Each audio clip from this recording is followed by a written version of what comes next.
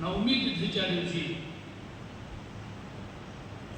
रामनवमीचा महापर्व काळ आहे। या प्रतिपदाचे रामनवमी या महापर्व काळाच्या निमित्ताने भारत देशामध्ये अनेक ठिकाणी रामचंद्रांचे महोत्सव होत असतात। आज सुद्धा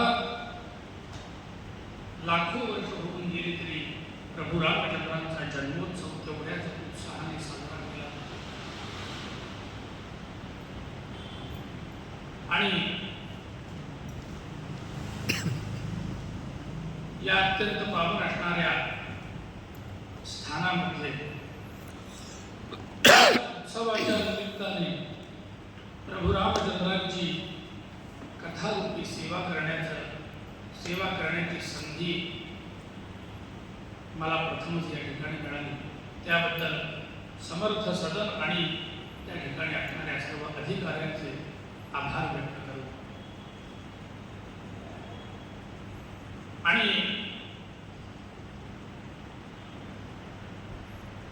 आजपासून या महापर्व काळाच्या निमित्ताने प्रभू रामचंद्रांचं अध्यात्म रामायण नावाचं जे चरित्र आहे त्या चरित्राच्या कथेला आरंभ होतो।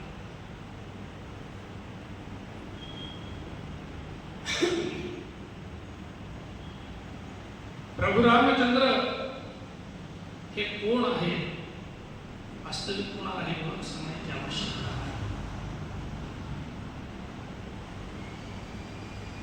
विशेष करून या भारतवासियांना तर प्रभू रामचंद्र कोण हा प्रश्न विचारणं म्हणजे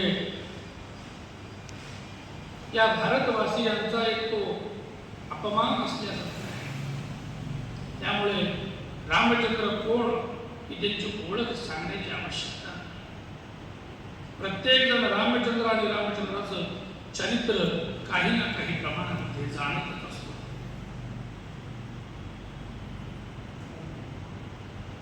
परंतु रामचंद्रांचं आपण चरित्र बघत असताना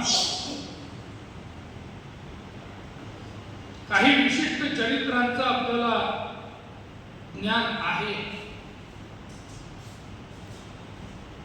आपल्या जवळ असलेलं ज्ञान आपण आपल्या पुढच्या पिढीला सुद्धा कोणत्या ना कोणत्या तरी मार्गाने सांगतो।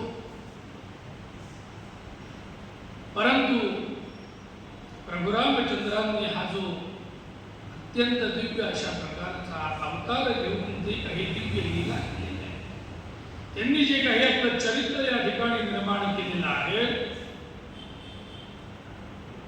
या चरित्राचा नेमका हेतू काय?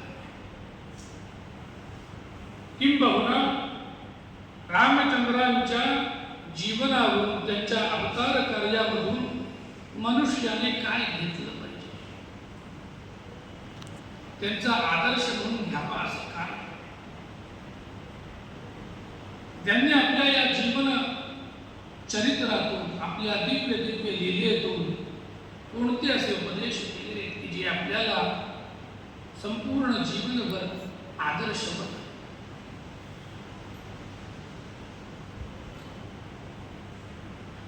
एक सर्वसामान्य पद्धतीने आपल्याला माहित असतं की रामचंद्र हे कोण आहेत तर भगवान विष्णूंचा अवतार आहे।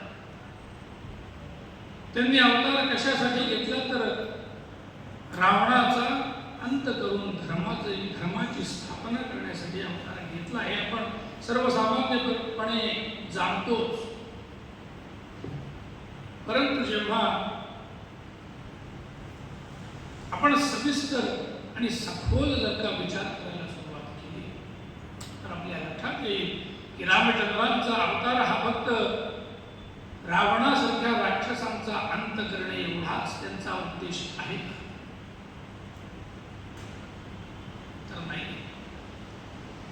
रावणासारख्या दुष्टांचा अंत करणे हा त्यातील एक हेतू आहे, परंतु हाच हेतू फक्त त्यांच्या अवतार कार्याचा नाही।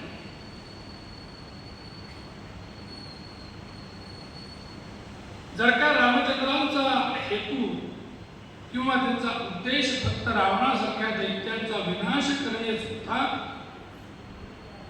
तर त्याच्या व्यतिरिक्त त्यांना कार्य करणे